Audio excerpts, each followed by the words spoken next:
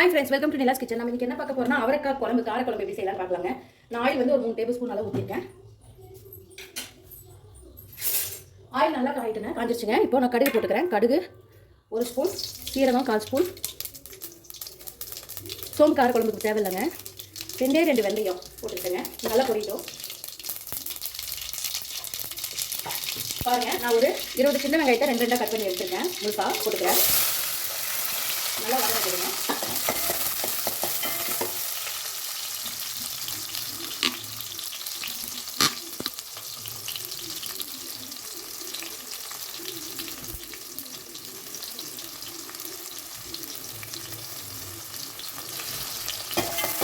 நல்லா வதங்கணும். இந்த அளவுக்கு நல்லா வதங்கிட்டுங்க. இன்னும் கொஞ்சம் டீப்பாக ஃப்ரை ஆகும். கருவேப்பிலை கொஞ்சம் போட்டுக்கிறேன். நல்லா வதங்கட்டும்.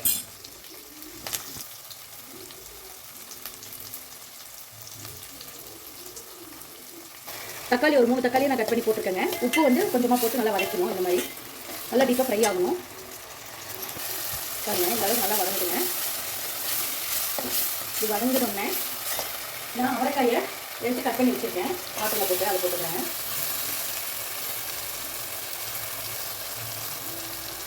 இந்த சைஸில் கட் பண்ணிக்கோங்க. காரக்குழம்புக்குள்ள இப்படி தான் நல்லாயிருக்கும். நல்லா பிடிக்கிட்டோம்.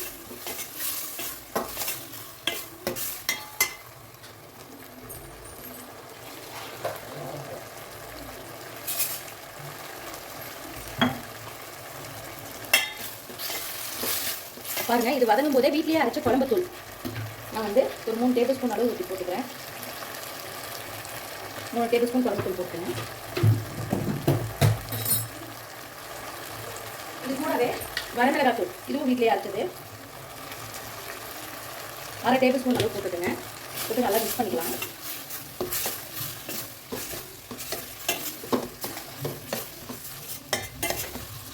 இந்த மாதிரி மிக்ஸ் பண்ணிவிடுங்க. மசாலா அப்படியே அந்த ஆயிலில் வதங்கணும். நமக்கு ஒரு செகண்டு வதங்கின உடனே நான் தண்ணி ஒரு டம்ளர் எடுத்துருக்கேன், ஊற்றிக்கிறேன். காய் வேகட்டுங்க.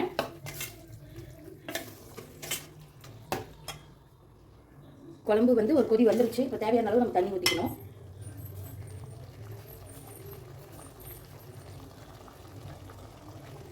எவ்வளோ சூப்பராக கொதி வருதுன்ட்டு. இந்த மாதிரி நல்லா வேகணும். நம்ம காய் ஃபுல்லாக வேகணுங்க. அப்பப்போ கிளறி விடுங்க. க்ளோஸ் பண்ணி வச்சுக்கிறேன்.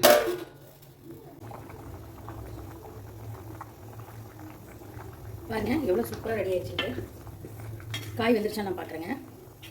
காரக்குழம்புக்கு காய் நல்லா வெந்துருச்சுங்க. அவ்வளோதான், சூப்பரான ஒரு அவரைக்காய் குழம்பு ரெடிங்க.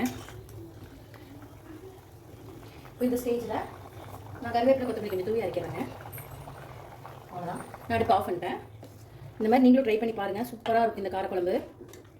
புளிக்குழம்புன்னு சொல்லலாம், காரக்குழம்புன்னு சொல்லலாங்க. கொஞ்சம் தண்ணி மாதிரி இருந்தால் இதோட டேஸ்ட் வேறு லெவலில் இருக்குங்க.